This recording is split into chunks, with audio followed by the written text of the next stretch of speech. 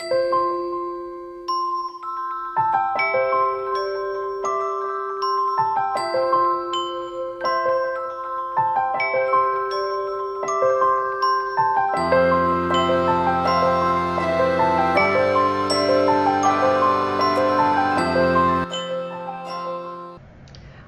back, my fellow wisdom seekers. Here's to improving life one cup of tea at a time. And today's choice for tea for me today is actually green. I'm going a bit of green today, and it's jasmine green tea by Twinings. Very classic choice. And today I wanted an extra kick for the morning. That's why I've been caffeinated, because I'm having an interview today. I'm very excited. It's my first interview with another professional, and I hope you're going to be joining me for the entire thing. So today's subject and today's wisdom is about a bit of an uncomfortable topic. It's about separation and divorce. And the reason why it's so uncomfortable for people is because it creates a lot of anxiety just thinking about it, especially when you're in a healthy, good relationship. It's hard to imagine things can go sour. And hopefully it will never do for you. But sometimes things don't work out for us. And I thought it would be very good for us to gain some wisdom as to what happens when people do go for separation or divorce. Perhaps it will be valuable for you because you're having some tough time, or maybe you know somebody who is going through that right now, and then you can share this information with them because it could be very beneficial. Separations can be very tough, overwhelming for people, and oftentimes we don't have a lot of info until we're actually faced with it. So this video will give us that info, will give us that knowledge. If we ever need for ourselves or for others, we can share it with them. And I've invited an expert today to talk about separation and divorce, and her name is Christina Vinters, and she's the founder of modernseparations.com. I think the title speaks for itself. She is a former divorce lawyer, so she has a lot of knowledge and experience, and now she's a chartered Canadian mediator specializing in separations for couples. So she's also an author of Amicable Pathways to Divorce, and she's agreed to have tea with us today. She's joining us from beautiful British Columbia, specifically Vancouver. Very excited to have her here today.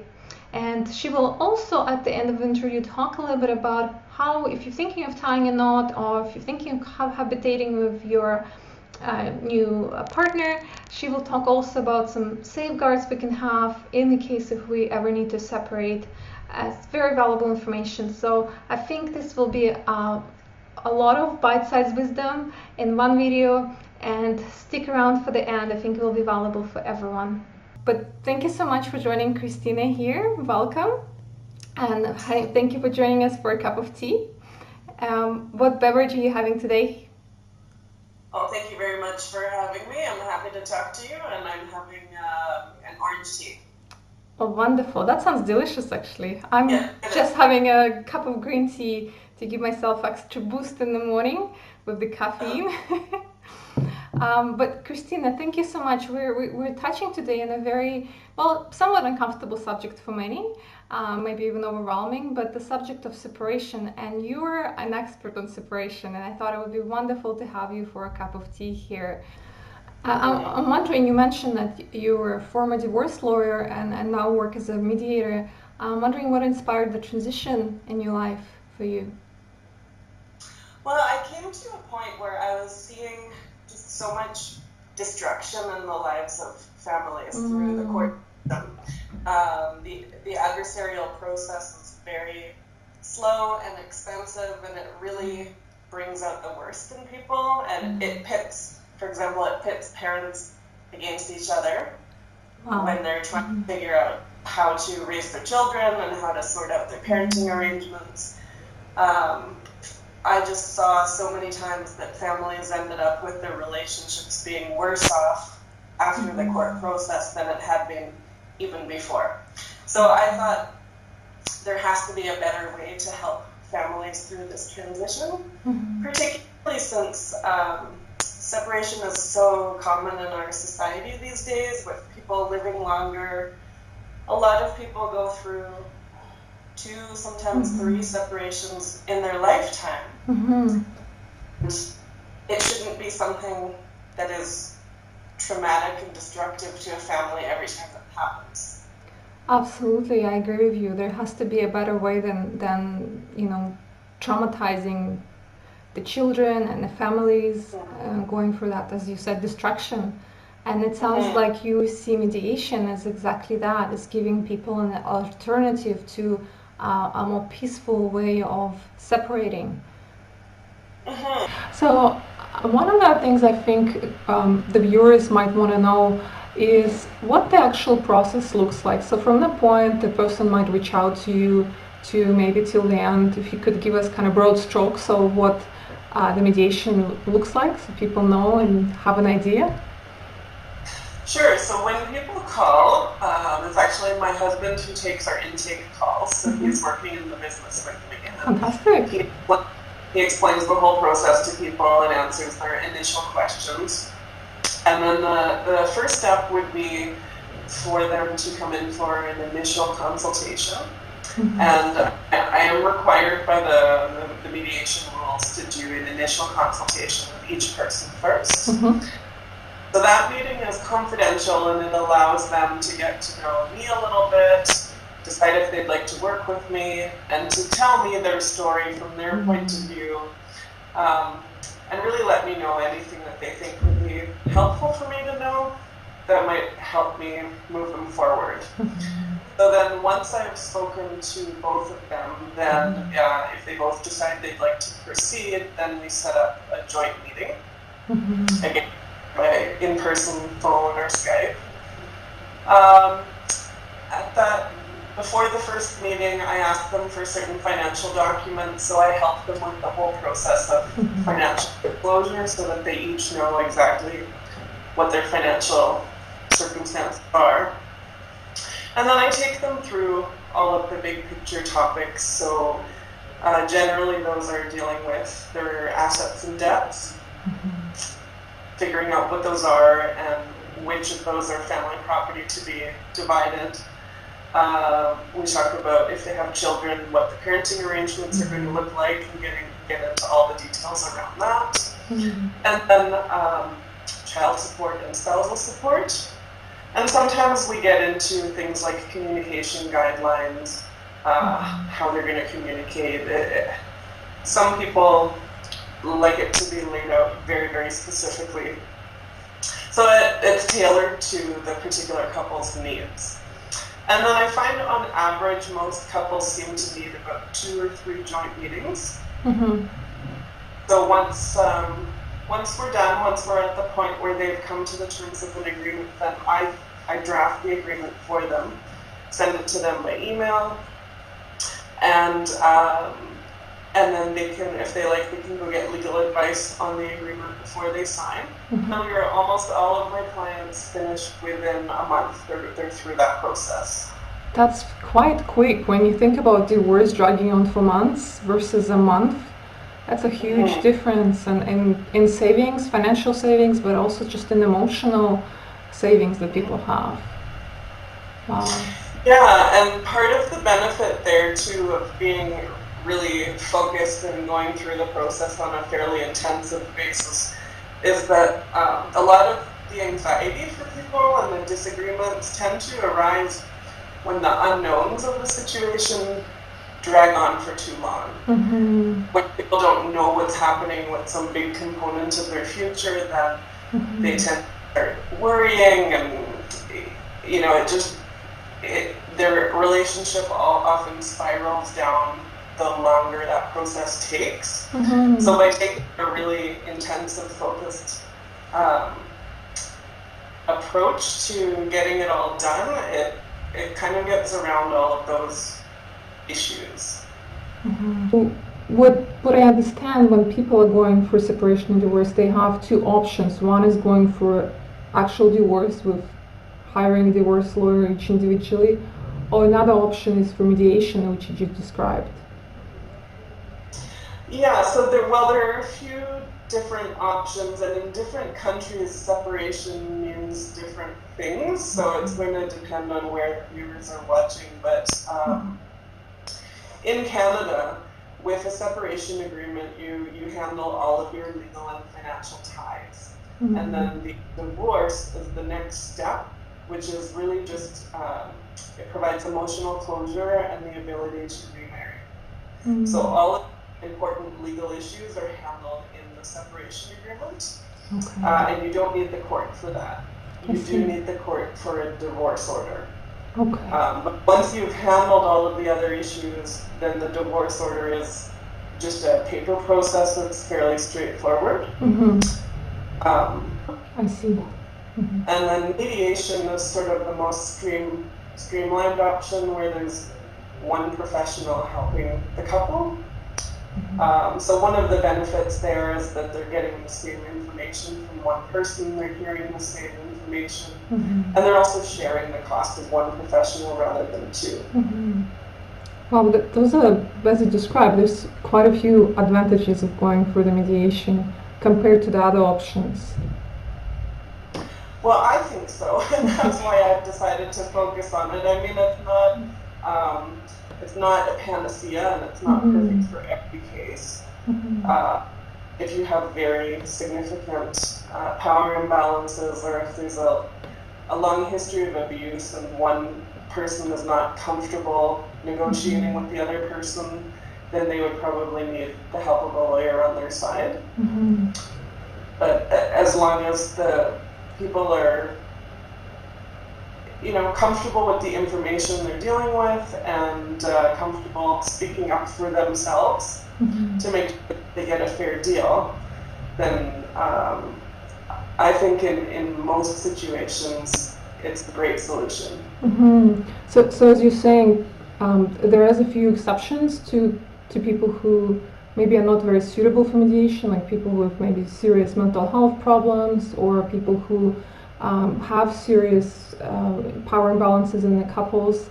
But outside of that, majority of people can benefit hugely from going through this process, rather than maybe having divorce lawyers involved directly. I'm getting this strong sense that what clients are getting out from connecting with you is that they're getting guidance and answers to a lot of questions, because the process is very unknown, and to have an expert guiding you every step of the way and allowing you, giving you options that you can connect with a lawyer if you're unsure, and when the lawyer would be applicable.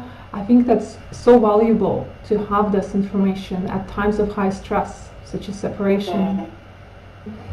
You've mentioned that you work with clients over phone, over Skype, and in person. And I'm wondering, kind of your knowledge and your expertise, it expands across Canada, so you can work with clients not just in British Columbia where you live, but also across Canada. Is that correct? I can. So in all provinces in Canada except Quebec, which has a different legal system. And there are actually some states where I could help out as well. If anybody were interested, I would encourage them to contact me, and then I'll look it up on a case-by-case basis to see if where those particular people are, it's a jurisdiction where I could help them out. I'm wondering, is there times when people are coming to mediation where you might recommend counseling to one or two clients? Does that sometimes happen? So there are occasions where one person is wanting to separate and is quite clear about that, and the other person is still very much in the stage of wanting to reconcile and save the marriage. So that's one situation where counseling for actually both people can be helpful, because the person who is wanting to reconcile really has to wrap his or her mind around the fact that the other person is not interested. And the other person, I find, often has a lot of anxiety coming up because they feel the other person is delaying. So they need help oftentimes to deal with, when people want to handle things by agreement, they have to necessarily be moving at the pace of the slower person. So unless they want to force it through court, they need to wait for the other person to go through that grieving cycle and catch up. So in that case, in the last case you're describing, where one person might be going at a slower pace, you would recommend counseling to the person who is having difficulty moving through that process, or to both, or? Both, because the person who's waiting is often quite anxious and getting upset about the fact that the other person is dragging his or her feet. Yeah. Not accepting. Absolutely. So I imagine people cope with the stress of separation differently. Some people might shut down and withdraw and kind of be very slow, as you describe, and moving through the process, whereas others want to, go zip through it as quick as possible, and that's their way of coping with that anxiety and stress. And then other situations, obviously, are if somebody's wrapped up in a bunch of anger around the situation, and that is impeding their ability to talk through issues and get to a resolution. That's also. So in that case, a counseling could be a place where they can start processing some of this complicated grief, where a lot of anger can come with that as well. Yeah. And another instance, the first instance you mentioned, where one person might not be ready, maybe they're still longing for coming together as a couple, but the other person is quite keen on separating, and you said in that case counseling could be beneficial for both people. And I just wanted to mention and note that there is what's known as discerning counseling, where it's not what typically people think about couples counseling. You come in for couples counseling, and in the couples counseling you're kind of trying to find a way of how to be together. Well, discerning counseling is different because it's a place where you're actually deciding whether you want to be with your partner, whether you want to work. So there isn't that pressure and expectation, I have to come in and work on my relationship. It's more a safe place for you to, as a couple, to talk about whether you want to move through separation. I heard about that just recently, a couple of weeks ago, I think. And is that something that you're involved with? Yes, I do some discerning counseling.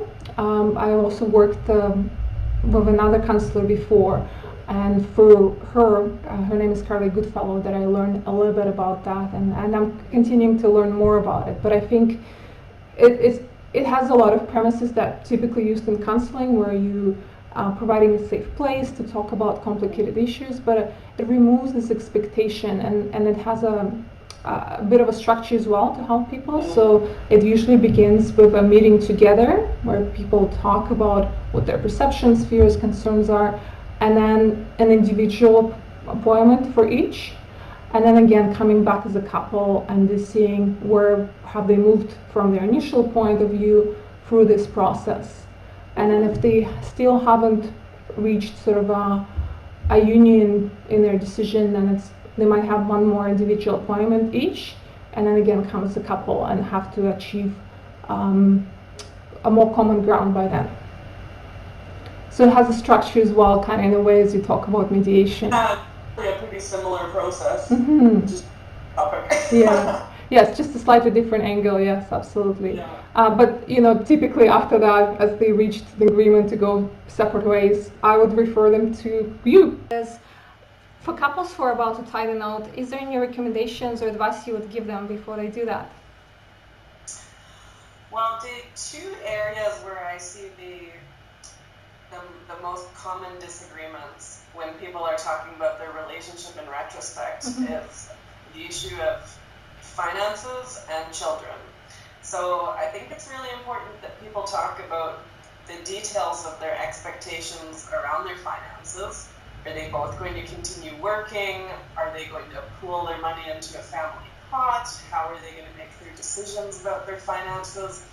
All of that is really important, and when it's not talked about because people are uncomfortable broaching the subject, it rearing its head years later. And the other is, what are their expectations around the children?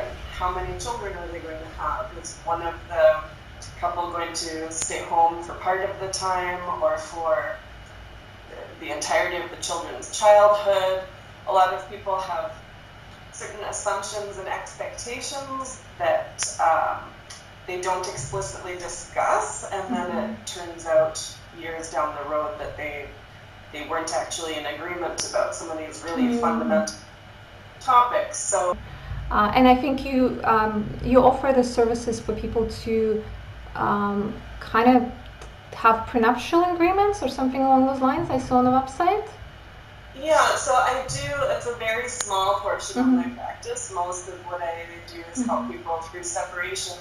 But prenuptial agreements, or they're also called marriage agreements or cohabitation agreements, they are gaining a little bit in popularity, particularly with couples who are going into their second marriage and maybe adult children who they want to protect their assets for. But it can be for anybody, and going through that process is actually a helpful way of discussing some of these sensitive issues to determine whether their thoughts and expectations are actually in line with each other. Fantastic. So if anybody's thinking of having that kind of agreement, pre-marriage or cohabitation agreement, that they also can contact you to get some assistance with that. Yes, absolutely. You've actually released a book, I think, a few months ago, right? Pathways to Amicable Divorce, and I'm wondering if you could tell the viewers a little bit more about that book and how they can find the book. Oh, sure. So it's called Pathways to Amicable Divorce, Directions for the Beginning of Separation. And I published it last year. I have it available as a free download on the website because it's part of my initiative to try to get this information out there and accessible into society so people have the information that they know to have a healthier process. So they can go to my website is modernseparations.com. The book is available at modernseparations.com/book. So it's a pretty quick, easy to read. I tried to sprinkle in some entertaining bits here and there, so it's not a really heavy read, but it gives a bit of an overview of the things that people should consider right at the very beginning, and tips and strategies for how to get started on the right foot so that they don't make common missteps that tend to make the situation worse between them. So I will include a link to your website and to your book online so the viewers can find. I will include it in the description. And I'm wondering, as we kind of coming to an end of our interview, if there's something else that you wanted to add that you feel like the viewers should know about mediation, separation, divorce, or anything else. Well, thank you very much for inviting me for the interview. Enjoyed our time together here today. I suppose I would just say that there's really no downside to mediation. So I would encourage people to give it a try. It's a very short commitment in terms of time, and the worst thing that can happen is it doesn't work. But there's a high likelihood that you'll be able to be successful, and so the upside is huge for you. Well, Christina, thank you so much for coming and talking to the viewers today about this bit of a challenging subject that most of us don't know anything about until we actually have to go for it ourselves. So it's wonderful to have an expert telling us and explaining the process. And thank you so much for your time here and for sharing the cup of tea with me today. Cheers. Cheers, and here's to improving life one cup of tea at a time. Well, that was quite a few bite-sized wisdom pieces for today, and I hope you enjoyed it. Thank you so much to Christina for joining us and sharing all this expert information she had. I certainly feel a lot more knowledgeable about separation and divorce and how the process takes place.